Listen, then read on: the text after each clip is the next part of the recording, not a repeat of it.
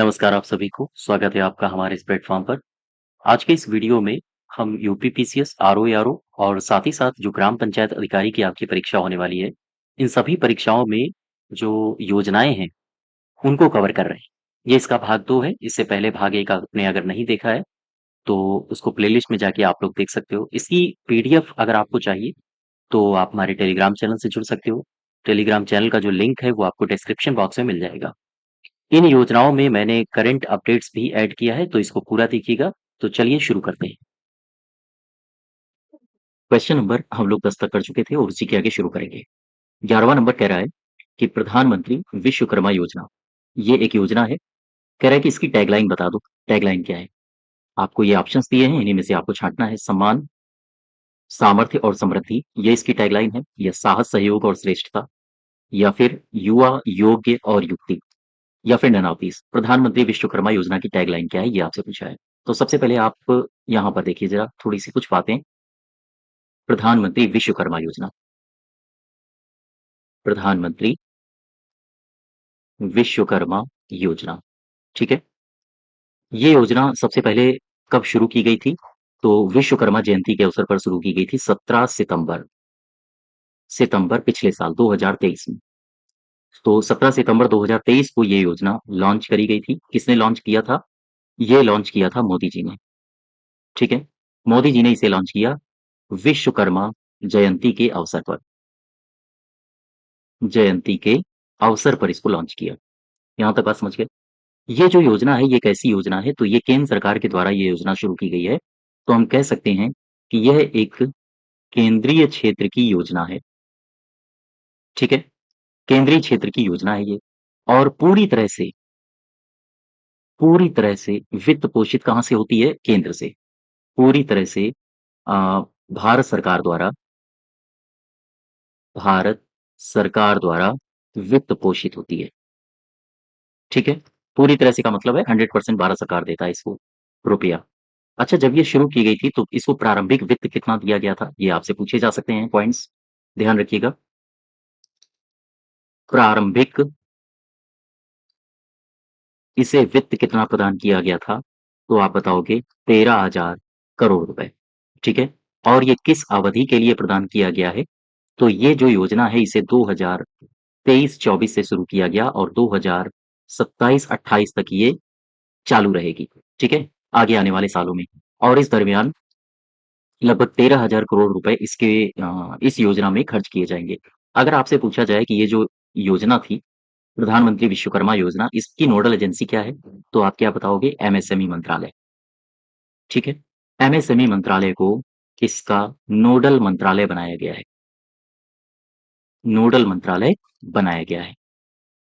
तो ये कुछ बातें हैं जो याद रखो और भी कई सारी बातें हैं जो आपके एग्ज़ाम में पूछी जा सकती हैं, जैसे इसकी टैगलाइन जो आपके एग्ज़ाम में पूछी गई है, ठीक है? अगर आपसे पूछ ले कि ये जो योजना है, इसकी टैगलाइन क्या है? तो आप क्या बताओगे? आप बताओगे सम्मान, सामर्थ्य और समृद्धि। ध्यान रखना ये पूछ लिए जाएँगे आपसे पॉइंट्स। यही पॉइंट्स हैं जो एग्ज़ाम में पूछे जाते हैं। एमएसएमई मंत्रालय को नोडल मंत्रालय बनाया गया है। इसकी जो टैगलाइन है वो है सम्मान, सामर्थ्य और समृद्धि। 2023-24 से लेकर 27-28 तक इसको जारी रखा गया है और 13,000 करोड़ रुपए इसमें वित्त आवंटित किया गया है। यहाँ तक क्लियर है? अच्छा, इसमें लोन कितना मिलेगा? देखो, प्रधानमंत्री विश्वकर्मा योजना है, ठीक है? तो इसे उन कारीगरों को के लिए ये योजना शुरू की गई है जो हस्त कारीगर हैं, हाथ से जो कारीगरी करते हैं, जैसे लोहार हो गया वगैरह-वगैरह।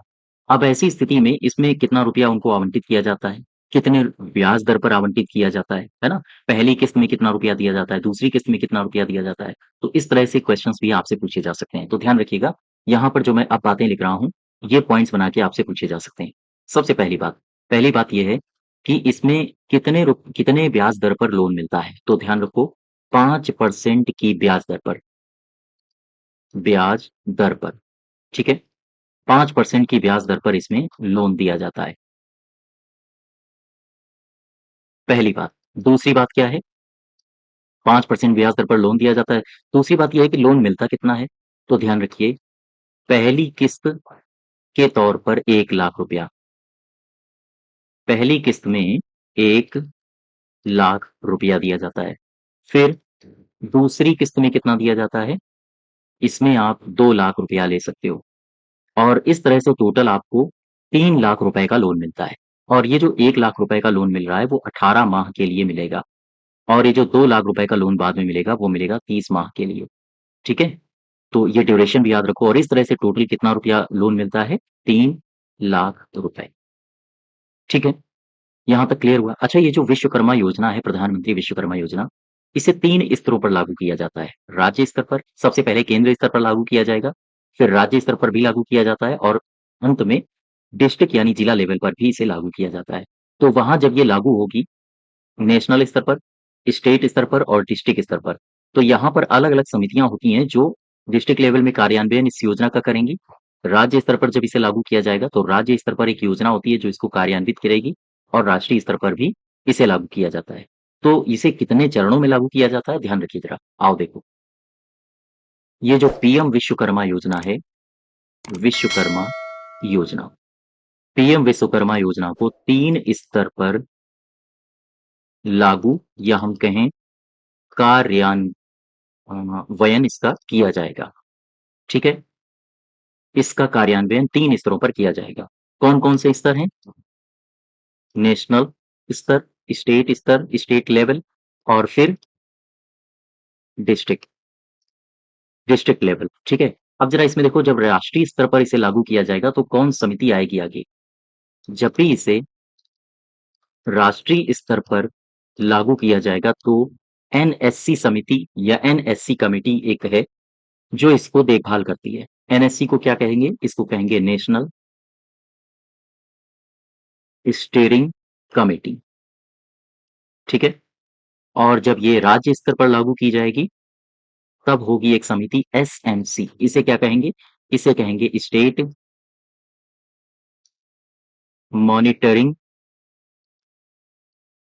मॉनिटरिंग कमिटी, ठीक है? और जब इसे जिला स्तर पर लागू किया जाएगा, तो समिति होगी डिस्ट्रिक्ट इम्प्लीमेंटेशन इम्प्लीमेंटेशन कमिटी, ठीक है? तो ये 3 समितियाँ हैं, आप इनको याद रखो। तो ये जो योजना थी, इसमें आपने पढ़ा क्या-क्या? अच्छा, इसमें 1-2 बातें और ज़रा देख लो। यही योजना है, इसमें नोट करके 2-3 बातें और लिख लो, ये पूछी जा सकती हैं आपसे। ध्यान दो, जो भी मान लीजिए ये कोई व्यक्ति है, ये प्रधानमंत्री विश्वकर्मा योजना के तहत लाभान्वित होना चाहता है, तो प्रधानमंत्री विश्वकर्मा योजना में इसको ट्रेनिंग दी जाएगी। ध्यान दीजिए, मान लीजिए कोई कारीगर है, ठीक है? तो अब ऐसी स्थिति में इस कारीगर को ये जो कारीगर है, इस कारीगर को प्रशिक्षण दिया जाएगा और प्रशिक्षण के लिए इसे ₹500 प्रतिदिन के हिसाब से स्टाइपेंड दिया जाएगा।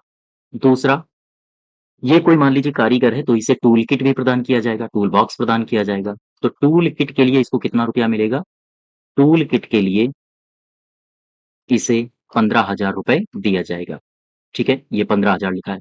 साथ ही साथ अगर आप इस योजना का लाभ लेना चाहते हो तो फिर प्रधानमंत्री विश्वकर्मा योजना का अगर ये बंदा लाभ लेना चाहता है तो इसे कम से कम इस कारीगर की जो न्यूनतम आयु है, वो 18 साल होनी चाहिए, ठीक है? कम से कम 18 साल का इसे होना अनिवार्य है। अब ज़रा इस योजना को वापस आओ और फिर से रिवाइज़ करो थोड़ा-सा। प्रधानमंत्री विश्वकर्मा योजना, केंद्रीय क्षेत्र की योजना है। 17 सितंबर 2023 को इसको मोदी जी ने लॉन्च किया था विश्वकर्मा जयंती के अवसर पर। पूरी तरह से केंद्र के द्वारा वित्त पोषित है और केंद्रीय क्षेत्र की योजना है। इसे 2023-24 से 2027-28 तक लॉन्च किया गया है और इसको प्रारंभिक जो वित्त प्रदान किया गया है, वो दिया गया है ₹13,000। एमएसएमई मंत्रालय इसका नोडल एजेंसी है, नोडल मंत्रालय है। इसकी टैगलाइन है सम्मान, सामर्थ्य और समृद्धि। 5% ब्याज दर पर इसमें लोन दिया जाएगा। पहली किस्त 1 लाख रुपए, दूसरी किस्त में 2 लाख रुपए दिए जाएँगे।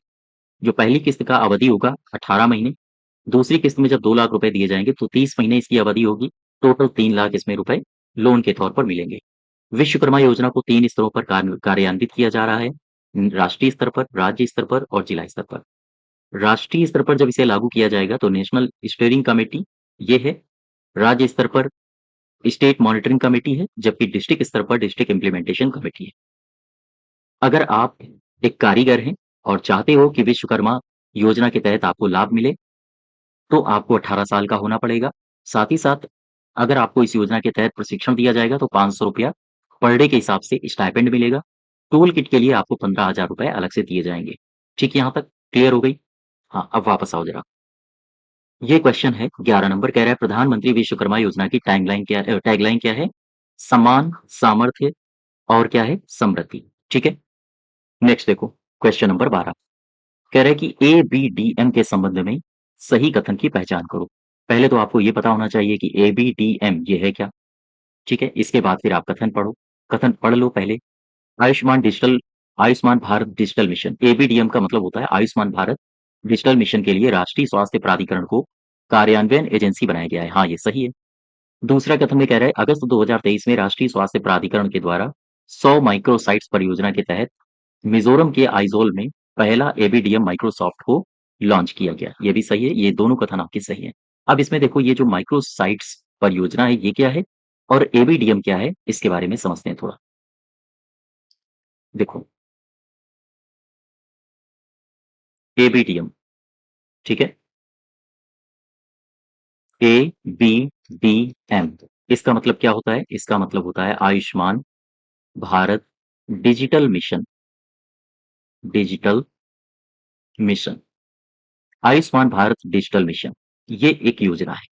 कब शुरू की गई थी? अगर आपसे ये पूछे तो आप बताओगे 27 सितंबर 2021 को ये योजना शुरू की गई थी। ठीक है, ये 5 सालों के लिए जब शुरू की गई थी तो इसे 5 सालों के लिए शुरू किया गया था।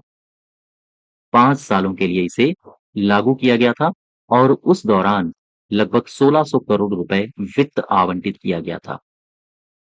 वित्त आवंटित किया गया था। बात समझ गए? और दूसरी बात एक याद रखो, ये जो योजना है इसकी अगर आपसे पूछे एबीडीएम यानी आयुष्मान भारत डिजिटल मिशन की कार्यान्वयन एजेंसी क्या है तो आप क्या बताओगे? इसकी कार्यान्वयन एजेंसी क्या है? तो आप बताओगे इसकी कार्यान्वयन एजेंसी है एनएचए। एनएचए का मतलब होता है नेशनल हेल्थ अथॉरिटी, अर्थात राष्ट्रीय स्वास्थ्य प्राधिकरण। प्राधिकरण, ठीक, यहां तक बात समझ गए? अच्छा, एक मुझे योजना और याद आ रही है, राष्ट्रीय स्वास्थ्य मिशन। राष्ट्रीय स्वास्थ्य मिशन, क्या बता सकते हो राष्ट्रीय स्वास्थ्य मिशन के कितने घटक हैं या इसके कितने उप मिशन हैं? उप मिशन कितने हैं इसके? तो इसके उप मिशन है 2। ठीक है, 2 उप मिशन है। ये कौन कौन से 2 उप मिशन है और ये कब कब शुरू हुए? केवल आप रिवीजन कर लो, क्योंकि इसके उप मिशन के बारे में डिटेल में आपको योजनाओं वाली सीरीज में बता चुका हूं। उप मिशन कितने हैं इसके? 2 हैं। कौन कौन है? एक तो है राष्ट्रीय राष्ट्रीय ग्रामीण स्वास्थ्य मिशन, स्वास्थ्य मिशन, और एक है राष्ट्रीय शहरी स्वास्थ्य मिशन, स्वास्थ्य मिशन। ये 2 हैं इसके उप मिशन। मुझे ये बताओ राष्ट्रीय ग्रामीण स्वास्थ्य मिशन ये कब शुरू किया गया था? तो आप बताओगे 12, ये तारीख याद रखना, 2005, ये पूछी जा सकती है। राष्ट्रीय शहरी स्वास्थ्य मिशन कब शुरू हुआ? 1 मई 2013 को। ठीक है, दोनों ही तारीखें याद रखो। क्लियर है यहाँ तक? अच्छा, आप देखो, बात स्वास्थ्य की आ गई है तो उत्तर प्रदेश बजट को भी उठा लो, रिवाइज भी कर लो थोड़ा सा।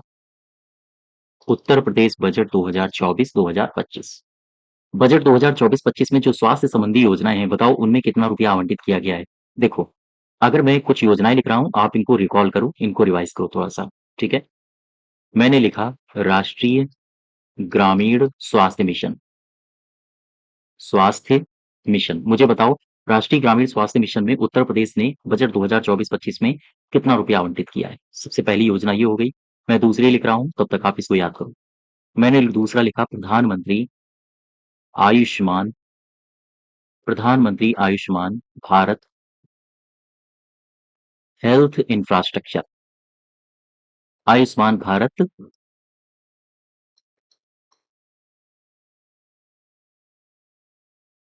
Health infrastructure. ठीक है, मिशन योजना, मिशन योजना। अब मुझे बताओ इस योजना में उत्तर प्रदेश सरकार ने बजट 2024-25 के लिए कितना रुपया वित्त आवंटित किया है? एक मुझे और योजना बता दो, इसका नाम है आयुष्मान भारत मुख्यमंत्री जन आरोग्य योजना। जन आरोग्य योजना। बताओ, इस योजना में उत्तर प्रदेश सरकार ने बजट 2024-25 के लिए कितना रुपया आवंटित किया है? इन तीनों का आप रिवीजन करो, तब तक मैं कुछ बातें आपके लिए यहाँ पर लिखे देता हूँ नोट बना के। ये भी काफ़ी महत्वपूर्ण है। अगर मैं आपसे पूछूँ कि मुझे बताओ, वर्तमान में उत्तर प्रदेश में कितने मेडिकल कॉलेज हैं? मेडिकल कॉलेज कितने हैं? क्या आप बताओगे? आप बताओगे 65। इसमें से जो 35 हैं, वो राज्य सरकार के हैं। बचे कितने? बचे 30। ये निजी क्षेत्र के हैं। ठीक है? ध्यान रखिएगा, वर्तमान में उत्तर प्रदेश में टोटल 65 मेडिकल कॉलेजेस हैं, जिसमें 35 राज्य सरकार के अधीन है और 30 हैं निजी सरकार, ये निजी मतलब निजी क्षेत्र के। ठीक है? अब जरा यहाँ पर आओ, उत्तर प्रदेश बजट 2024-25 की बात कर लो। राष्ट्रीय ग्रामीण स्वास्थ्य मिशन के लिए कितना रुपया आवंटित किया गया है? राष्ट्रीय ग्रामीण स्वास्थ्य मिशन के लिए आवंटित हुआ है 7350 करोड़ रुपए। यहाँ पर आओ, प्रधानमंत्री Ayushman Bharat health infrastructure mission योजना के तहत कितना रुपया दिया गया है? आप बताओगे 952 करोड़ रुपए। ठीक है? आयुष्मान भारत मुख्यमंत्री जन आरोग्य योजना के तहत कितना रुपया दिया गया है? आप क्या बताओगे? आयुष्मान भारत मुख्यमंत्री जन आरोग्य योजना, आप बताओगे 300 करोड़ रुपए। ठीक, यहाँ तक। अच्छा, एक मैं और आपसे रिवीजन करवा दूं। मुझे बताओ, स्वास्थ्य का ही मतलब है, उत्तर प्रदेश में एक विभाग है स्वास्थ्य और परिवार कल्याण विभाग। स्वास्थ्य और परिवार कल्याण विभाग। मुझे बताओ, इस विभाग को कितना रुपया दिया गया है बजट 2024-25 में? तो आप बताओगे 27086 करोड़ रुपए। ठीक है? 27086 करोड़ रुपए। यहाँ तक क्लियर है? अच्छा, एक मुझे और बता दो, जो वीपीओ के कैंडिडेट्स हैं, उनके लिए इम्पोर्टेंट है। मुझे बताओ, उत्तर प्रदेश सरकार ने पंचायती राज विभाग को कितना रुपया आवंटित किया है? बताइए।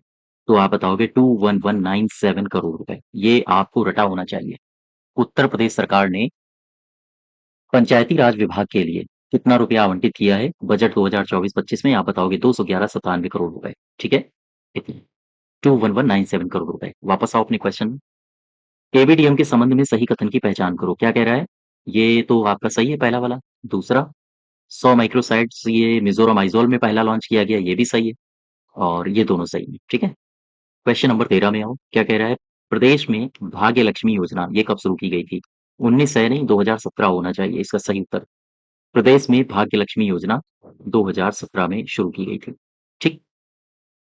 2017 में भाग्य लक्ष्मी योजना शुरू की गई है, तो भाग्य लक्ष्मी योजना के बारे में थोड़ी सी जानकारी आप रखो, पूछा जा सकता है। देखो,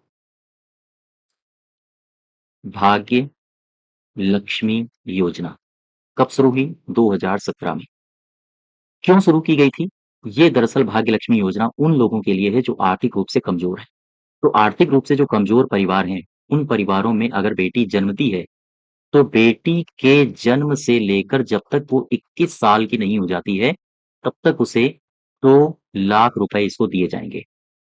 बशर्ते कुछ शर्तें होती हैं कि इसके माता-पिता यूपी के निवासी हों, बच्ची अ, के जो परिवार है उसका उसकी मिनिमम आय 2 लाख रुपए होनी चाहिए। मिनिमम का मतलब मैक्सिमम आय 2 लाख रुपए होनी चाहिए, ठीक है? 2 लाख से ज़्यादा नहीं होनी चाहिए। तो ये कुछ इसमें शर्तें हैं, जो आपके एग्ज़ाम में पूछी जा सकती हैं। लिख लो ज़रा, भाग्य लक्ष्मी योजना। सबसे पहले आप क्या लिखोगे? आप लिखोगे, भाग्य लक्ष्मी योजना किनके लिए है? ऐसे परिवार जो गरीब हैं, अर्थात आर्थिक रूप से आर्थिक रूप से कमज़ोर परिवार, आर्थिक रूप से कमज़ोर परिवारों की बेटियों के लिए यह योजना है, यह योजना है। ठीक है? कहाँ से कहाँ तक इसमें आर्थिक सहायता दी जाती है? तो बेटी के जन्म से लेकर 21 साल तक, जब तक वो नहीं हो जाती है, 21 साल तक इसमें आर्थिक सहायता दी जाती है। बात समझ पा रहे हो आप? तो कुल मिला के आर्थिक रूप से जो कमज़ोर परिवार हैं, उनके घरों की बेटियों के लिए इस योजना के तहत उन बेटियों को लाभान्वित किया जाता है। बेटी के जन्म से लेकर 21 साल तक इसमें आर्थिक सहायता दी जाती है। जब बेटी का जन्म होता है तो लगभग 50,000 रुपए का इसमें बॉन्ड फिक्स होता है। तो ख़ैर बहुत सारी राशि दी जाती है। आप देख सकते हो 2 लाख रुपए दिए जा रहे हैं, है ना? अच्छा, इसमें मान लीजिए ये कोई बच्ची है, ठीक? ये इस योजना की लाभार्थी बनना चाहती है। तो सरकार क्या शर्तें रखती है? शर्तें ध्यान रखा करिए, ये पूछे जाते हैं पॉइंट। शर्तें क्या हैं? शर्तें ये हैं कि जो बच्ची है ये, इसके जो माता-पिता होंगे, माता-पिता को यूपी का मूल निवासी होना चाहिए, ठीक है? ये तो पहली शर्त हो गई। दूसरी, जो आवेदक है, मान लीजिए ये बच्ची है, तो आवेदक का जो परिवार होगा, आवेदक का परिवार, इसके माता-पिता, आवेदक के परिवार की मैक्सिमम आय कितनी होनी चाहिए? 2 लाख रुपए। मैक्सिमम आय 2 लाख रुपए होनी चाहिए, इससे ज़्यादा नहीं होनी चाहिए। और तीसरी शर्त ये है, शर्त सरकार कहती है कि बच्ची को हम पैसा तभी देंगे जब आप मुझसे वादा करो कि आप इसकी शादी 18 के बाद ही करोगे। अर्थात 18 साल के बाद 18 साल के बाद बच्ची का विवाह किया जाए, ठीक है? यानी बाल विवाह मत कर देना, नहीं तो ये पैसा-ऐसा कुछ नहीं मिलेगा, ठीक है? हाँ, तो अब देखो ज़रा आगे। इसमें 2-4 बातें यहाँ और रख लो, इम्पोर्टेंट के तौर पर, जो आपसे पूछी जा सकती हैं। नोट क्या आप लिखोगे? सबसे पहली बात, जो याद करने लायक है, भाग्य लक्ष्मी योजना में याद रखने लायक ये है कि जो बालिका है, बालिका जब 21 साल की होगी, 21 साल की होगी, तब उसे 2 लाख रुपए, ये रुपए याद रखना, 2 लाख रुपए, ठीक है? 2 लाख रुपए सरकार द्वारा उसके ऊपर खर्चे जाएँगे, उसके ऊपर खर्चे जाएँगे। ध्यान रखिए, जब बालिका 21 साल की होगी तब तक उसके ऊपर टोटल 2 लाख रुपए खर्च किए जा चुके होंगे। जन्म से लेकर आखिरी तक 2 लाख रुपए, ठीक? और दूसरी सबसे खास बात, मान लीजिए ये कोई परिवार है, इस परिवार में अगर 3 बच्चियाँ हैं तो 3 को लाभ नहीं मिलेगा, केवल और केवल परिवार की 2 बालिकाओं को ही लाभ मिलेगा। परिवार की मैक्सिमम 2 बालिकाओं को ही लाभ मिलेगा, ठीक? ये बात, दोनों बातें याद रखो, पूछी जा सकती हैं आपसे।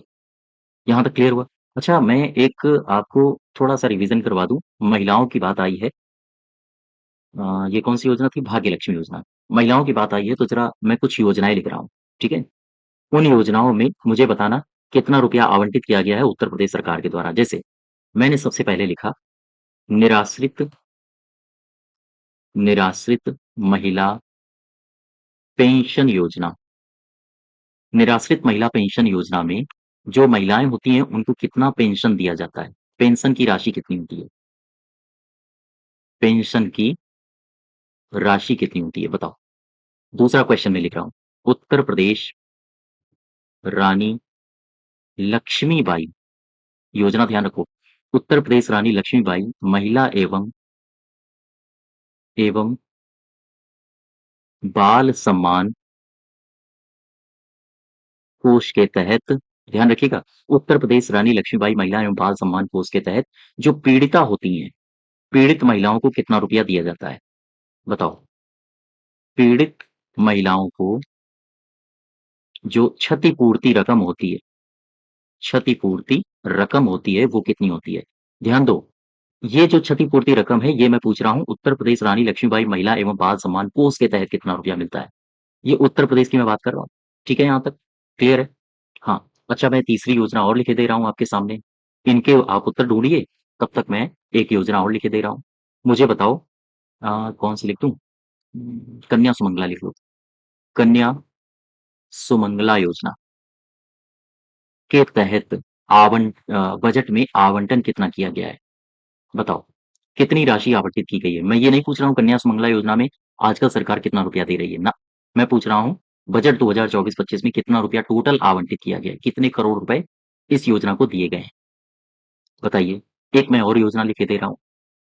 ये योजना आप लिख लो, आपने पढ़ी भी होगी, इसका नाम है कन्या विवाह सहायता योजना। विवाह सहायता योजना, ठीक है? तो कन्या विवाह सहायता योजना के अंतर्गत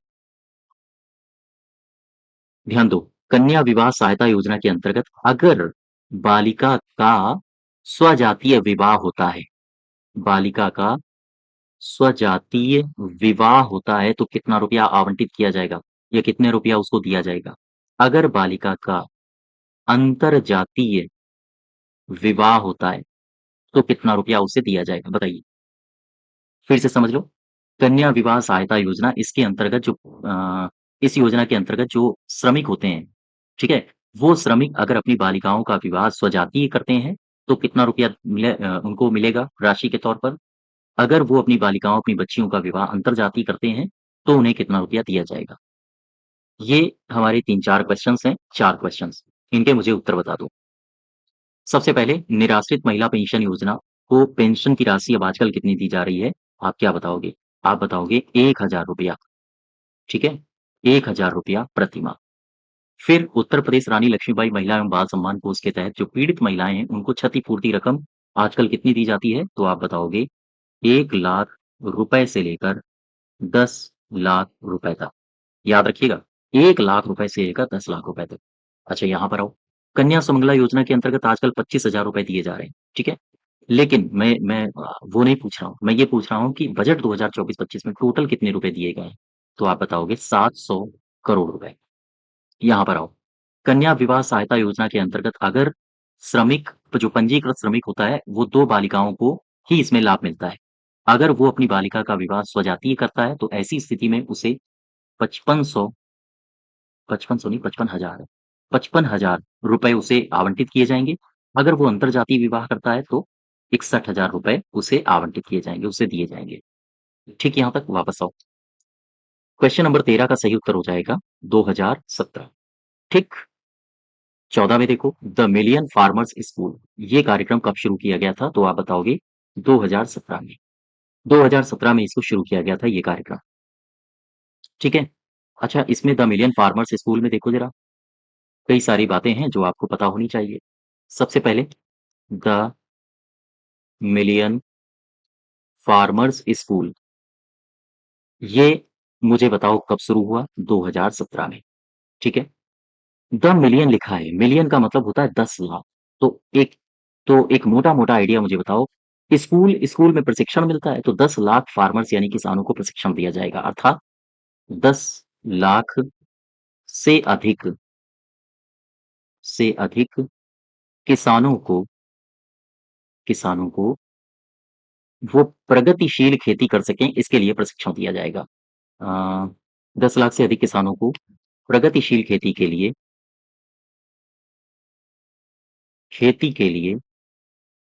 क्या किया जाएगा? प्रशिक्षित किया जाएगा, ठीक है?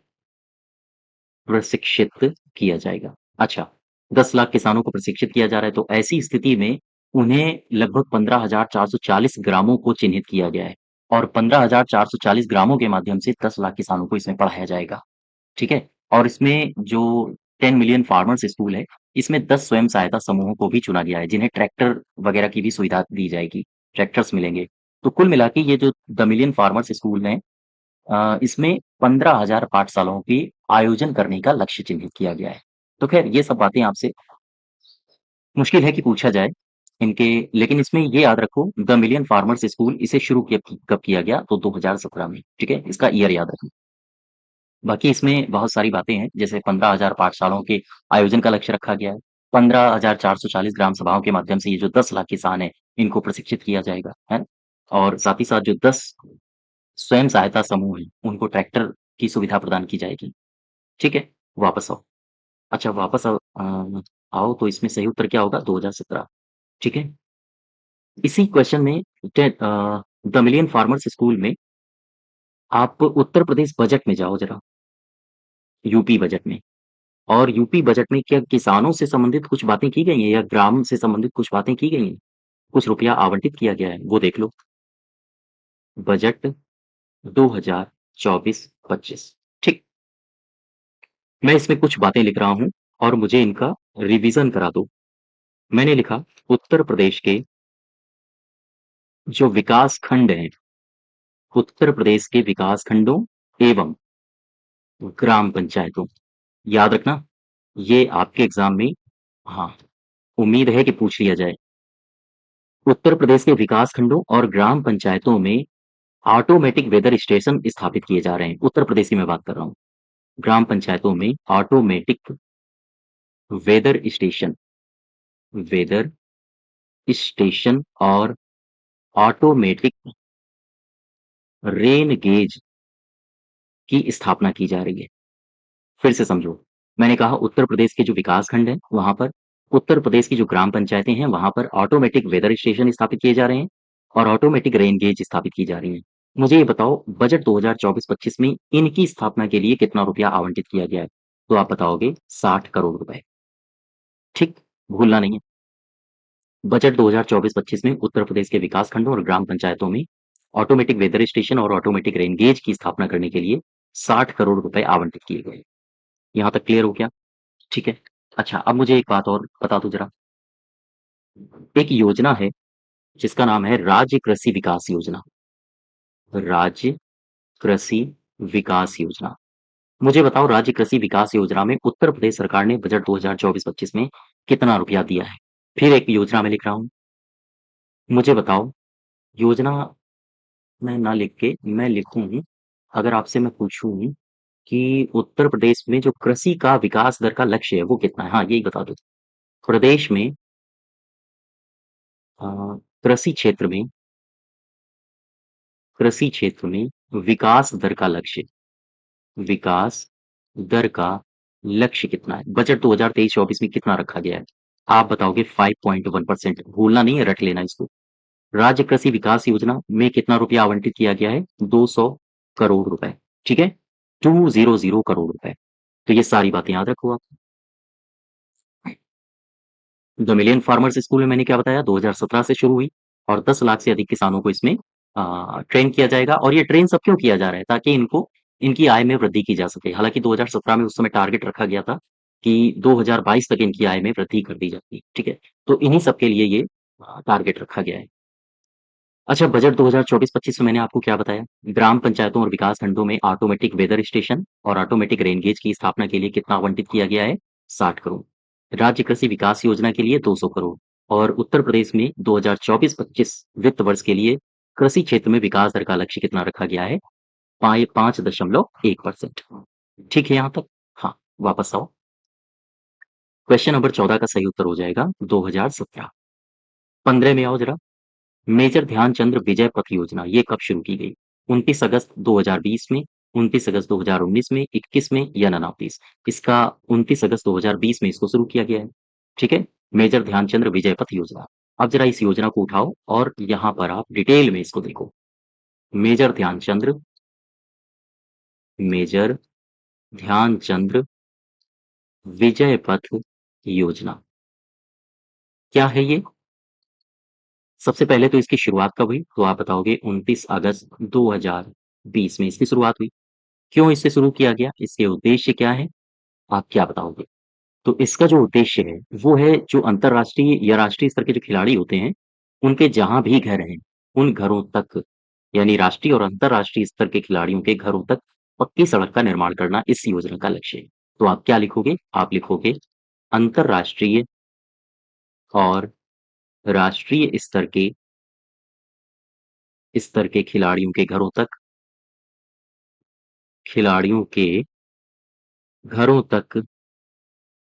पक्की सड़क का निर्माण करना। ये इसका मुख्य लक्ष्य है। ठीक है, यहाँ तक बात क्लियर हुई?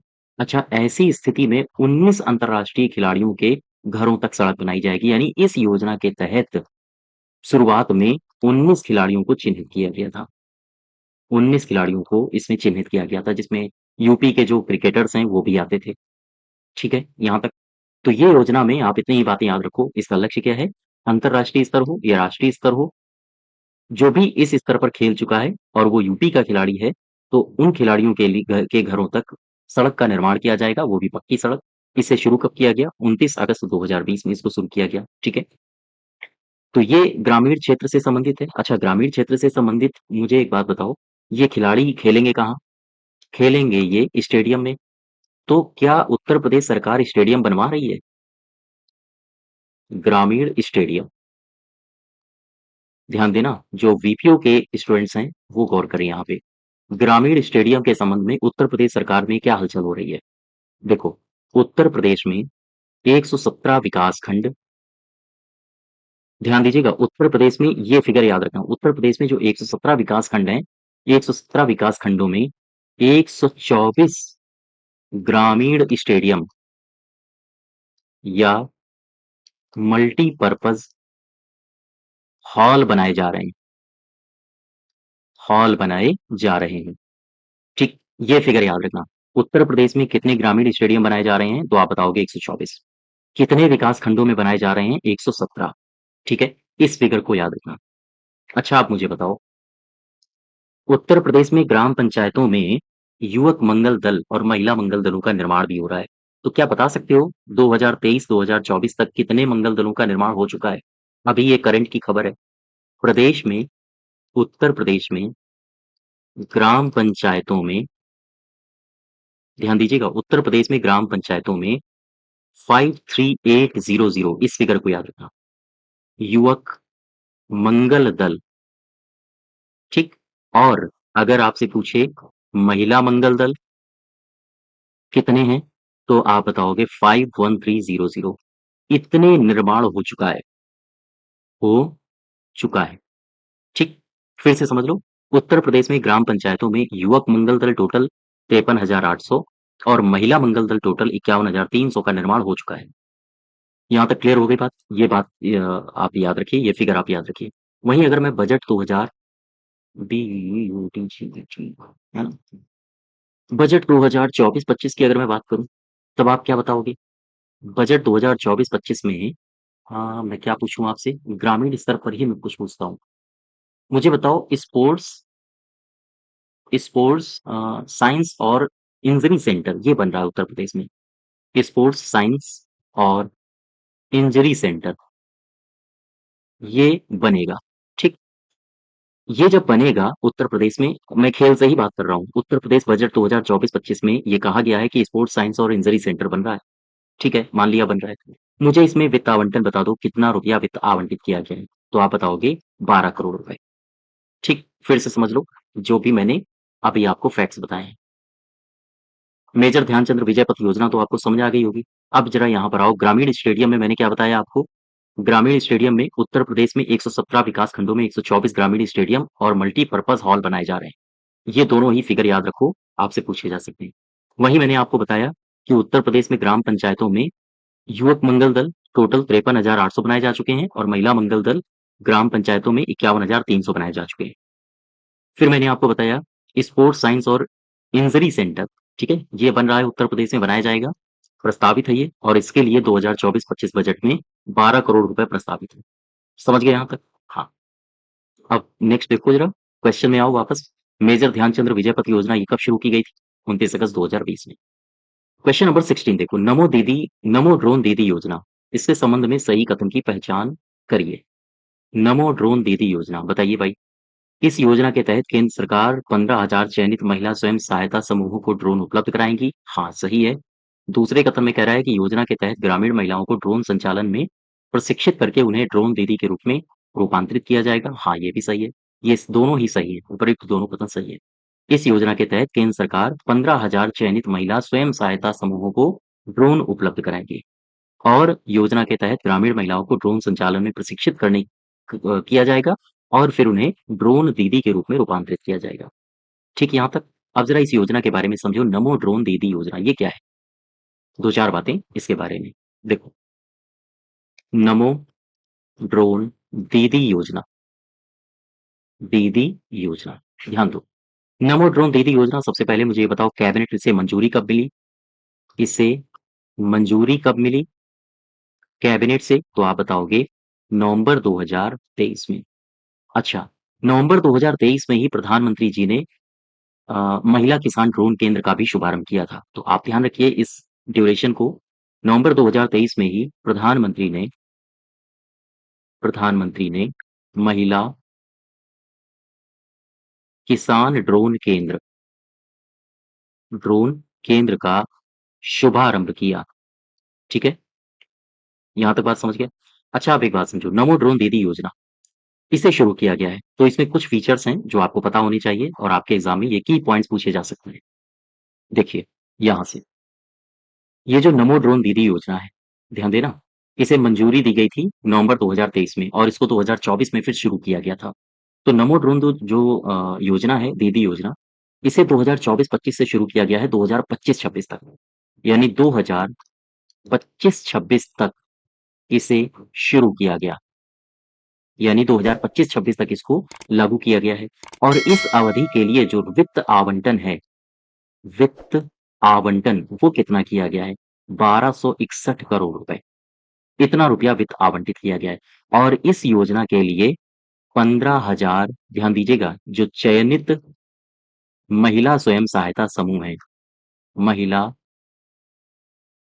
स्वयं सहायता समूह को ड्रोन उपलब्ध कराया जाएगा। ड्रोन उपलब्ध कराया जाएगा। ठीक है? तो ये बातें याद रखो, वित्त कितना आवंटित किया गया है? 1261 करोड़ रुपए। साथ ही साथ कितनी चयनित महिला स्वयं सहायता समूहों को ड्रोन उपलब्ध कराया जा रहा है, तो ये फिगर याद रखना, भूलना नहीं, 15,000। ठीक है? इसका क्या उपयोग होगा? तो ज़ाहिर-सी बात है, इस उपयोग जो महिला किसान हैं, उनके लिए ड्रोन क्या काम करेगा? ड्रोन से वो जो उर्वरक हैं, उनको अपने खेतों में छिड़काव कर सकती हैं, है ना? तो यही इनका काम होगा, जैसे नैनो उर्वरक है, कीटनाशक है, इनका छिड़काव करना, तो ये ड्रोन के माध्यम से इनका छिड़काव कर सकती हैं। तो यहाँ पर आप क्या लिख सकते हो? इनके उपयोग से संबंध में, उपयोग में आप लिख सकते हो, ड्रोन का उपयोग किसानों के द्वारा किस क्षेत्र में किया जाएगा? खेतों में नैनो उर्वरक और कीटनाशकों का छिड़काव के लिए किया जाएगा। और कीटनाशकों के छिड़काव के लिए, ठीक है? इसका उपयोग क्यों किया जाएगा? कहाँ किया जाएगा? तो आप बताओगे, ये जो उपयोग किया जाएगा वो ड्रोन का उपयोग किसानों के द्वारा किया जाएगा। खेतों में नैनो उर्वरक छिड़काव कर सकते हैं, साथ ही साथ कीटनाशकों का भी छिड़काव कर सकते हैं। अच्छा, ये जो एक ड्रोन है, ध्यान दो, एक ड्रोन, और ज़ाहिर-सी बात है, ड्रोन है तो उसके साथ-साथ कुछ अन्य उपकरण भी होंगे। तो एक ड्रोन और उसके जो सहायक उपकरण होंगे, उपकरण की कितनी लागत आ रही है, पता है आपको? एक ड्रोन और साथ ही साथ उसके साथ जो सहायक उपकरण होते हैं, उनकी लागत 10 लाख रुपए आ रही है। एक ड्रोन की कीमत, ठीक है? हाँ, और ऐसे 15,000 जो समूह हैं, स्वयं सहायता समूह, उनको ड्रोन दिया जा रहा है। तो आप देख लो कितना रुपया खर्चा आ रहा है। अच्छा, अब एक बात समझो, एक ड्रोन की कीमत 10 लाख रुपए है, ठीक? इसमें क्या 10 लाख रुपए ये स्वयं सहायता समूह देंगे? ना, इसमें 80% केंद्र देगा, बाकी 20% स्वयं सहायता समूह देंगे। तो इसमें आप क्या लिखोगे? इसमें लिखोगे जो महिला स्वयं सहायता समूह हैं, स्वयं सहायता समूह हैं, को ड्रोन की 80% लागत, ध्यान दीजिएगा, ये इस फिगर को याद रखना। स्वयं सहायता समूह की, महिला स्वयं सहायता समूह की को ड्रोन की 80% लागत लागत केंद्र से प्राप्त होगी, केंद्र से प्राप्त होगी। तो ये स्टेटमेंट्स बना के आपसे पूछे जा सकते हैं, मैं इसलिए इन योजनाओं को डिटेल में बता रहा हूँ। ठीक है? हाँ, ध्यान रखिएगा ये सारी की सारी बातें। 2025-26 तक इसे शुरू किया गया था। नवंबर 2023 में इसको मंजूरी मिली थी। 2024 से इसको लॉन्च किया गया था। तो 15,000 चयनित जो स्वयं सहायता समूह हैं महिलाओं के, उनको ड्रोन उपलब्ध कराया जाएगा। एक ड्रोन की जो कीमत है वो 10 लाख रुपए है। साथ ही साथ महिला स्वयं सहायता समूह हैं, उन्हें कितना रुपया पे करना होगा? 20%, और 80% लागत ये कौन देगा? ये देगा केंद्र। यहाँ तक क्लियर हुई बात? हाँ, वापस आओ। क्वेश्चन नंबर 16 में सही उत्तर क्या हो जाएगा? ये सारे के सारे सही हैं। ठीक है? नमो ड्रोन दीदी योजना, इसमें 15,000 चयनित महिला स्वयं सहायता समूहों में ड्रोन प्रदान किया जाएगा। साथ ही साथ इस योजना के तहत ग्रामीण महिलाओं को ड्रोन संचालन में प्रशिक्षित भी किया जाएगा और उन्हें ड्रोन दीदी के रूप में रूपांतरित भी किया जाएगा। ठीक, वापस आओ क्वेश्चन नंबर 17 में। निम्नलिखित में से किस क्षेत्र में पीएम जनमन योजना की शुरुआत हुई? पीएम जनमन योजना खूंटी से शुरुआत हुई, किस क्षेत्र से शुरू हुई है? इंदौर से शुरू हुआ है, गोरखपुर से या नारायणपुर से? ये हुआ है झारखंड के खूंटी से। ठीक है? अच्छा, ये योजना होती क्या है? आओ ज़रा इसके बारे में जान लेते हैं। पीएम जनमन योजना, पीएम जनमन। सबसे पहले तो इसका आपको पूरा नाम पता हो, जनमन ये क्या है? तो इसका मतलब होता है प्रधानमंत्री जन जीवन, या सॉरी, जनजातीय, प्रधानमंत्री जनजातीय आदिवासी न्याय महाअभियान। ठीक है? इसका मतलब ये होता है। पीएम जनमन का सीधा सा आशय है प्रधानमंत्री जनजातीय आदिवासी न्याय महाअभियान। इसकी शुरुआत कब की गई थी? शुरुआत की गई थी 15 नवंबर 2023 को। तारीख याद रखना। कहाँ से? झारखंड से। झारखंड में कहाँ से? खूंटी से, ठीक है? प्रधानमंत्री जनजातीय आदिवासी न्याय महाअभियान, इसकी शुरुआत झारखंड के खूंटी से की गई थी 15 नवंबर 2023। अच्छा, ये जो योजना है, इस योजना को 2023-24 में शुरू किया गया और आगे 2025-26 तक इसे जारी रखा जाएगा। ऐसा कहा गया है सरकार की तरफ से कि 2023-24 से लेकर 2025-26 तक ये योजना जारी रहेगी। लेकिन अब योजना अगर 2025-26 तक जा रही है तो उसके लिए कुछ न कुछ वित्त आवंटन हुआ होगा। बताओ भाई, कितना रुपया वित्त आवंटन हुआ है? तो आप बताओगे 24,104 करोड़ रुपए। 24,104 24,104 करोड़ रुपए। ये जो 24,104 करोड़ रुपए है, इसमें केंद्र का हिस्सा कितना है अगर आपसे ये पूछे, तो आप बताओगे 15,336 करोड़ रुपए, ठीक? और इसमें राज्य का हिस्सा कितना है? तो आप बताओगे 8,768 करोड़ रुपए। यहाँ तक बात समझ पाए आप? तो ये वित्त भी याद रखो, आपसे पूछा जा सकता है। आपसे ये भी पूछा जा सकता है पीएम जनमन योजना कब तक कार्यान्वित रहेगी? 2023-24 से लेकर 2025-26 तक। वित्त कितना दिया गया? 24,104 करोड़। केंद्र कितना खर्चेगा? इतना और राज्य इतना खर्चेंगे। यहाँ तक बात समझ गए? ठीक है। अब जरा 2-4 बातें और देखो।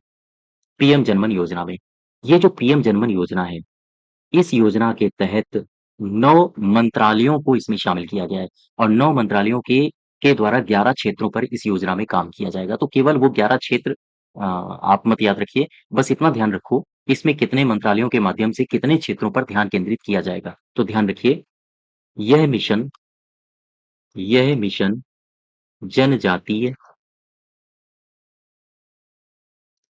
कार्य मंत्रालय सहित 9 मंत्रालयों के माध्यम से 9 मंत्रालयों के माध्यम से 11 क्षेत्रों पर कार्य करेगा या 11 क्षेत्रों पर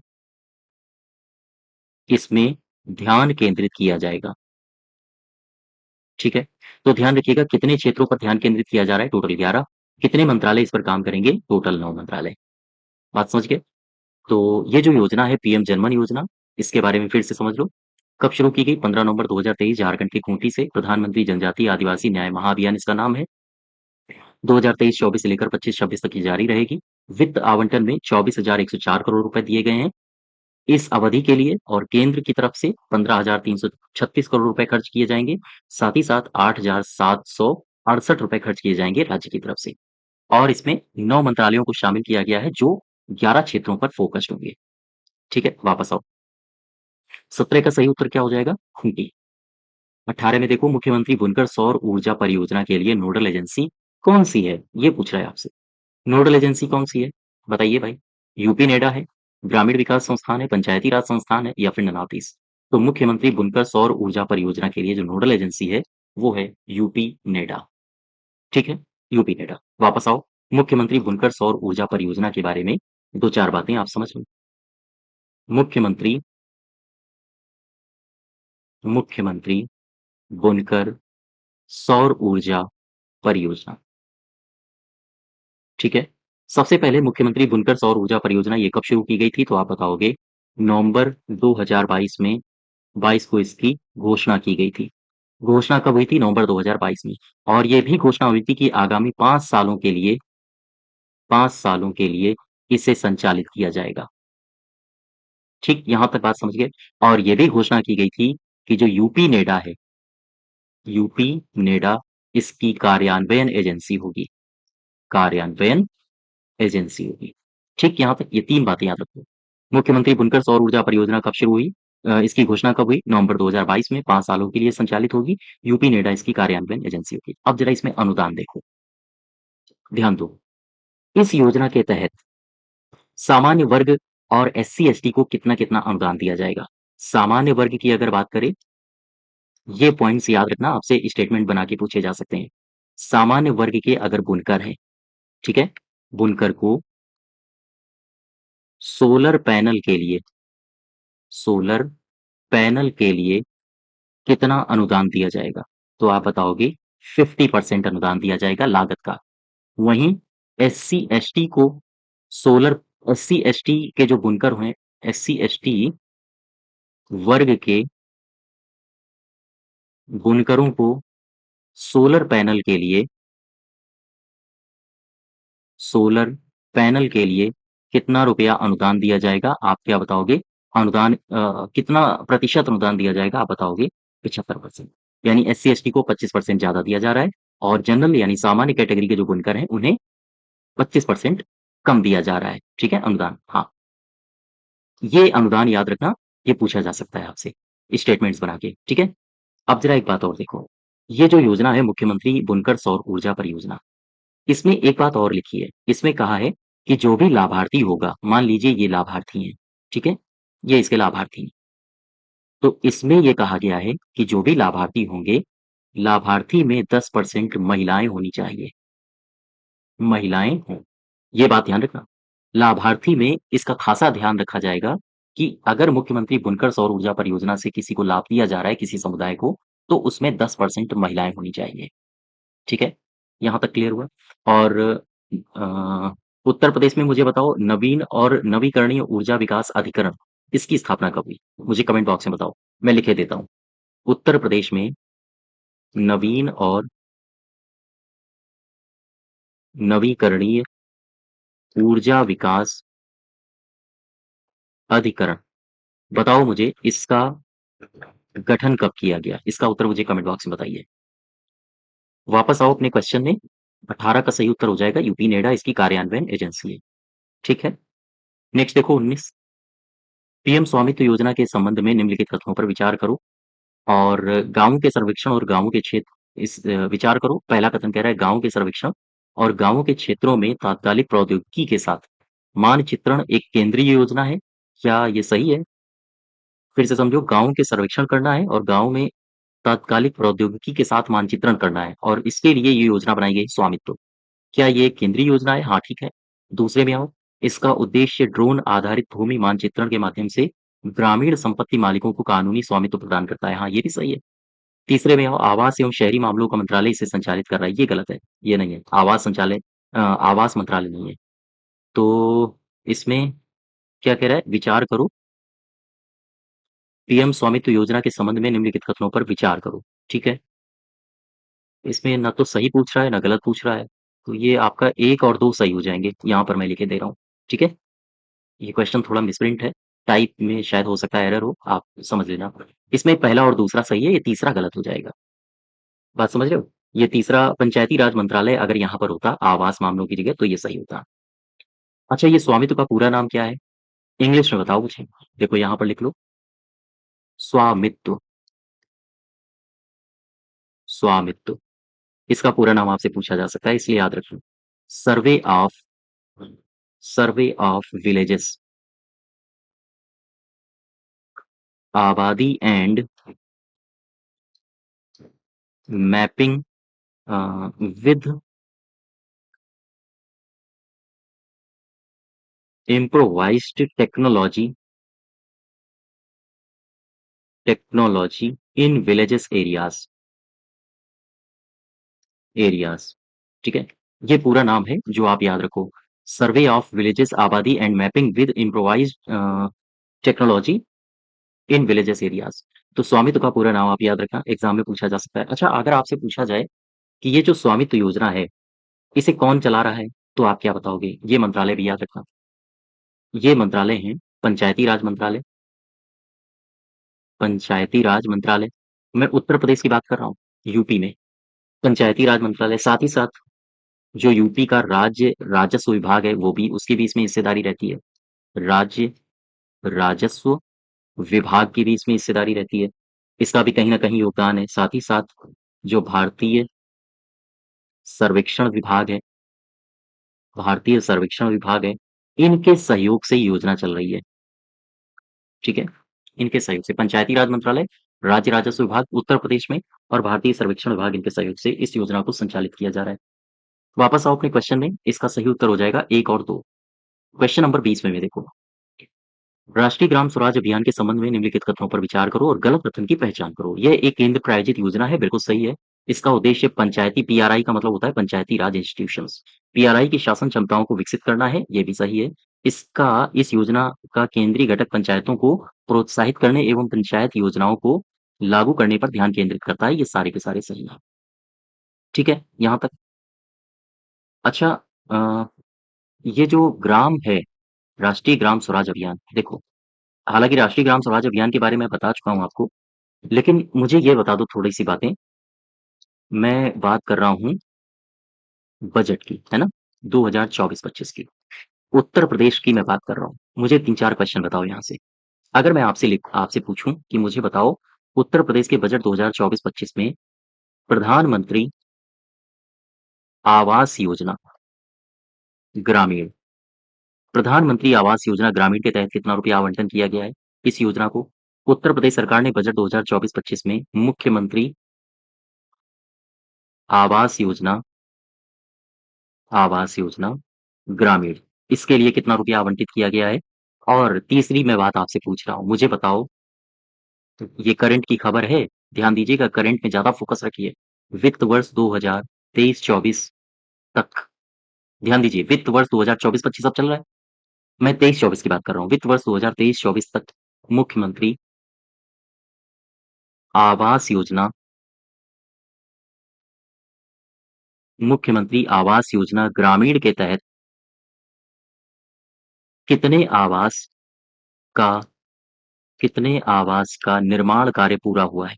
बताओ, निर्माण कार्य पूरा हुआ है। ये 3 क्वेश्चन्स मुझे बताओ। पहला क्वेश्चन था प्रधानमंत्री आवास योजना ग्रामीण इसके लिए उत्तर प्रदेश सरकार ने बजट 2024-25 में कितना रुपया दिया? ठीक। फिर मैंने दूसरा बताया मुख्यमंत्री आवास योजना ग्रामीण पहले प्रधानमंत्री का मुझे बताओ, फिर मुझे बताओ मुख्यमंत्री का। मुख्यमंत्री आवास योजना ग्रामीण के तहत उत्तर प्रदेश बजट 2024-25 में उत्तर प्रदेश सरकार ने कितना रुपया दिया?